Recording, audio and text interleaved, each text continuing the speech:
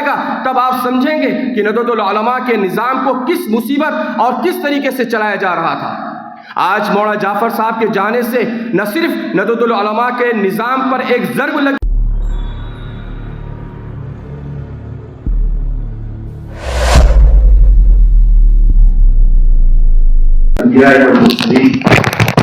وعلى آله وصحبه أجمعين ومن تبعهم بإحسان إلى يوم الدين أما بعد۔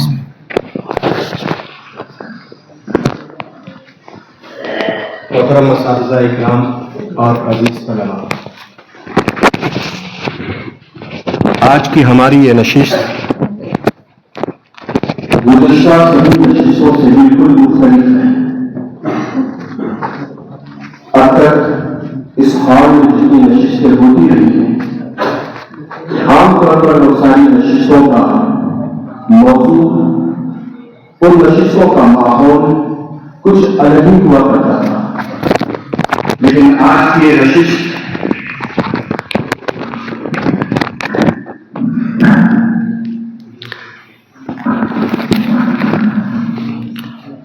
یہ نشست نہ صرف ہمارے جذبات کے اظہار کے لیے ہے، نہ صرف ہمارا اپنا غم بیان کرنے کے لیے ہے، بلکہ اللہ رب العزت کے نظام کو، اللہ رب العزت کی بے نیازی کو، اللہ رب العزت کی ذات صمدی کو سمجھنے کے لیے بھی ہے۔ آج جو حادثہ، جس حادثے کا ہم نے سامنا کیا ہے، جس عظیم ہستی کو ہم نے اپنے ہاتھوں سے سپرد خاک کیا ہے، اس عظیم ہستی کی زندگی کے نہ جانے کتنے پہلو ہیں، نہ جانے اس زندگی کے اس کتاب زندگی کے کتنے صفحات ہیں، جن میں سے کچھ تو ہماری نظروں کے سامنے ہیں، کچھ وہ صفحات بھی ہیں جن کا علم صرف اللہ رب العزت کو ہے۔ میرے بھائیوں، ادھر چند سالوں سے خانوادہ حسنی اور ندوۃ العلماء اور اس سے متعلقین لوگوں متعدد حادثات سے واسطہ پڑا ہے۔ کئی اہم شخصیات نے ہمیں داغ مفارقت دی ہے، کئی اہم ہستیاں اس دنیا سے رخصت ہوئیں جن کے جانے کا ہمیں نہ صرف افسوس ہوا بلکہ ہمارے دل بھی محسوس کر رہ گئے۔ ایک زخم کے بعد دوسرا زخم ہمیں ملتا ہی رہا۔ جب کوئی زخم مندمل ہوتا، جب کوئی درد تھمتا، ایک نیا درد، ایک نیا زخم ہمیں دوبارہ مل جاتا۔ لیکن جب بھی ہمیں کوئی درد پہنچتا تھا تو ہمیں یہ ڈھارس بنتی تھی کہ جو ہستی جا رہی ہے اس کے بعد کوئی بدل موجود ہے۔ ہماری نگاہیں فوراً اس کے بعد کی ہستی کو، اس کے جانشین کو تلاش لیا کرتی تھی اور کسی طرح ہمیں سکون مل جایا کرتا تھا۔ لیکن اس وقت جس ذات کو ہم نے کھویا ہے، جو ہستی ہمارے درمیان سے رخصت ہوئی ہے، اس کے جانے کے بعد ہمارا یہ حال ہے کہ ہمیں اس کا بدل نظر نہیں آ رہا۔ ہمارا یہ حال ہے کہ ہم یہ نہیں سمجھ پا رہے کہ اب ہم اپنی نسبت، اپنا تعلق، اپنا نظام کس سے وابستہ کریں گے۔ بے شک اللہ کی ذات بہت غنی ہے، بے شک وہ جس کو چاہے گا کھڑا کرے گا، لیکن ہم اسباب کے پابند ہیں، ہم ظاہر کے مکلف ہیں۔ ہماری نگاہوں میں کوئی ایسی ذات نظر نہیں آ رہی جو مولانا جعفر مسعود حسنی صاحب کا بدل ہو سکے۔ میرے بھائیوں، مولانا جعفر صاحب آپ سب نے دیکھا ہوگا، ایک سادہ سا انسان، ایک سادہ مزاج انسان، ایک عظیم خانوادے کے فرد، ایک عظیم باپ کے بیٹے اور ندوۃ العلماء جیسے عالمی ادارے کے ایک عظیم ذمہ دار، لیکن اس کے باوجود جو سادگی تھی، جو ان کا رکھ رکھاؤ تھا، کہیں سے یہ نہیں لگتا تھا کہ ان کے اندر خدا نخواستہ کسی طرح کا عجب ہوگا یا کسی بات پر یہ نازا ہوں گے۔ میرے بھائیوں، کسی سے جب محبت ہوتی ہے تو اس کے ظاہری اسباب ہوا کرتے ہیں، کبھی جمال ہے، کبھی کمال ہے، کبھی نوال ہے، لیکن ان ساری چیزوں سے بڑھ کر جب اخلاق بلند ہوتے ہیں، جب مزاج بلند ہوتا ہے، جب اسلامی تعلیمات کا پرتو ہوتا ہے تو محبت عقیدت میں بدل جاتی ہے، وہ محبت عشق میں بدل جاتی ہے۔ مولانا جعفر صاحب کو یہی ساری صفات حاصل تھی۔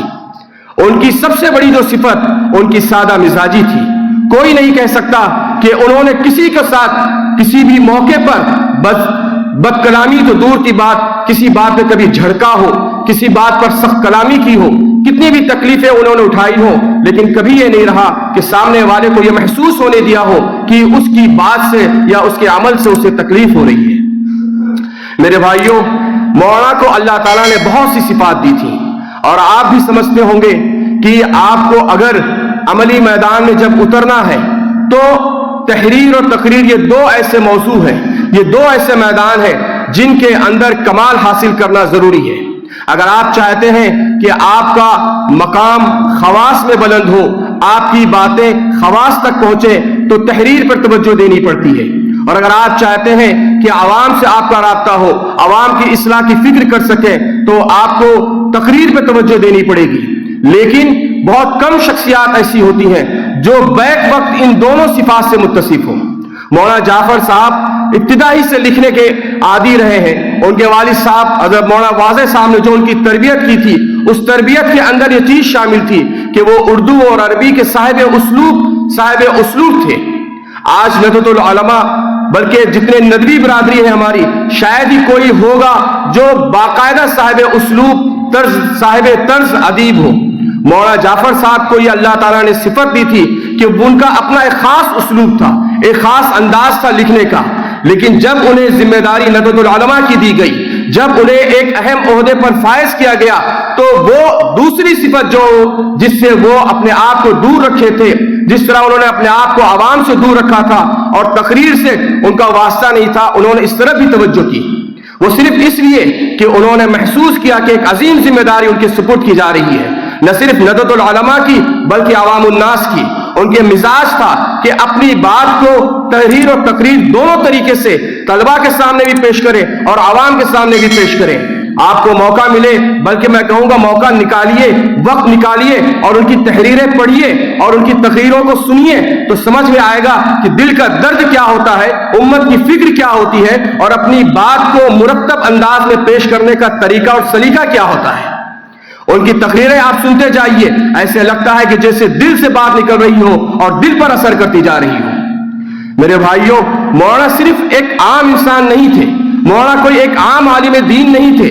जिस शख्स ने उनका एक्सीडेंट किया, जिस शख्स ने उनको ठोकर मारी है, उसने ये नहीं सोचा होगा कि वो एक आम इंसान को ठोकर मार रहा है, वो एक आम शख्स को या एक इंसान को ठोकर मार रहा है, बल्कि उसने पूरी एक जमात को ठोकर मारी, उसने पूरी एक तहरीक, एक कारवां को मिटा कर रख दिया है। मौलाना जाफर साहब जाफर तैयार थे। नदवतुल उलमा पर न जाने कितनी इधर मुसीबतें आई, कितनी साजिशें हुई, कितने नदवतुल उलमा के निजाम को लेकर कितनी तरीका के लोगों ने अपनी बदजुबानियां की, बहुत सारी चीजें आई। उन सब के सामने सद्दे सिकंदरी बनकर मौलाना जाफर साहब ही खड़े थे।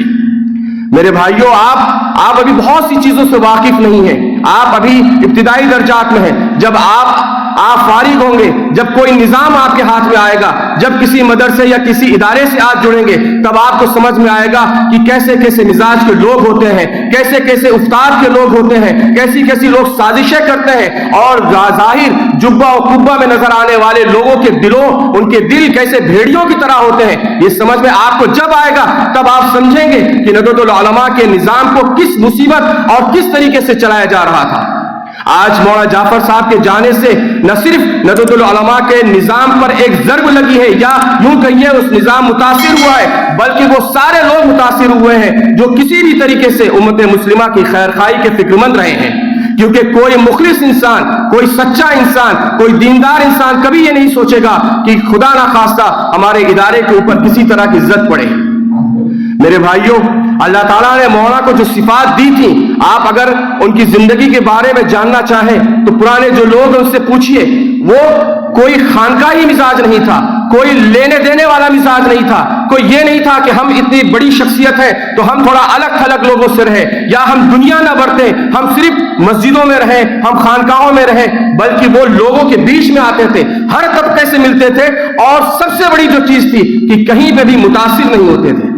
आज हमारी खराबी यह है कि हम दूसरे लोगों में जब जाते हैं तो मरूब हो जाते हैं। ये मरूबियत हमें नाकाम करती है। मौलाना जाफर साहब की ये खुसूसियत थी कि किसी भी मैदान में उनके अंदर मरूबियत नहीं थी। बड़े से बड़ा ऑफिसर आ जाए, बड़े से बड़ा दुनियादार आ जाए, बड़े से बड़ा लीडर आ जाए, उस नजरों से नजरें मिलाकर बात किया करते थे। और जब हालात पर बात हुआ करती थी, बर्जस्ता कहते थे कि कोई मसला नहीं है, एक जंग अगर होनी है तो हो जाएगी, अल्लाह को जो मंजूर है वो देखा जाएगा।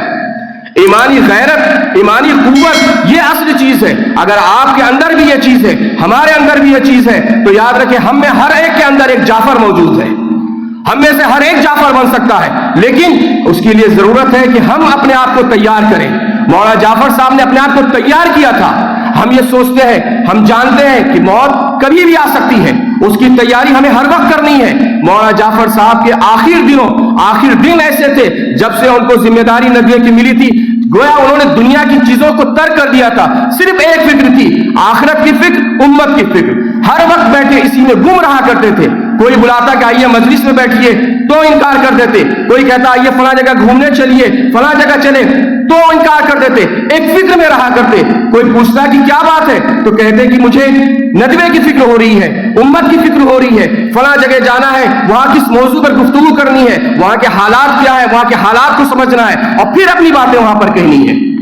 तो मेरे भाइयों, हमें जो ये नहीं कि हम यहां पर जो जमा हुए हैं, सिर्फ ये नहीं कि मौलाना जाफर साहब की चीजों को याद कर लें, बल्कि उनकी जिंदगी के उन पहलुओं को अपने अंदर बरतने की कोशिश करें जो पहलू हमें कामयाबी से हमकिनार कर सकते हैं। और उन पहलुओं में सबसे बुनियादी चीज जो इल्म है, जो आप जिस मरहले में हैं, वो आपका मुताला है, लिखने की सलाहियत, बोलने की सलाहियत, और उन सबसे बढ़कर आपके और हमारे आला सिफात और अखलाक और वो तालीमात जो तालीमात हमने हासिल की हैं, उसका हमारी जिंदगी में आना है। अगर ये चीजें हो रही हैं तो यही हकीकत में यही खराज तहसीन होगा मौलाना जाफर साहब को, यही हकीकी इसाले सवाब होगा मौलाना जाफर साहब को, और यही उनसे मोहब्बत और अकीदत का एक इजहार होगा। तो मेरी आपसे गुजारिश है कि इसाले सवाब भी कीजिए, लेकिन मौला की तहरीरों को पढ़िए, मौला की तकरीरों को सुनिए और उसके बाद सीखिए कि किस तरीके से मौला अपनी बात को पेश करते हैं, और फिर उनकी जिंदगी को देखिए कि किस तरह से उनके अपने मामलात रहे, अपने बड़ों के साथ, अपने छोटों के साथ, और खासकर अपने जो तलबा है उनके साथ। अगर इन चीजों को हमने ध्यान दिया, इन चीजों पर हमने तवज्जो दी, तो यकीनन हमारा ये प्रोग्राम भी कामयाब, हमारी मौला के साथ, मौला से हमारा ताल्लुक भी गोया कि बिल्कुल सच्चा और बरहक होगा। अल्लाह ताला मौला के दर्जात बुलंद करे और उनके जो मुतालिकीन हैं और हम सब जो हैं, हम सबको अल्लाह ताला सब्र जमील अता फरमाए और उनका निअमुल बदल हमें अता फरमाए। व आखिरु दावाना अल्हम्दुलिल्लाहि रब्बिल आलमीन।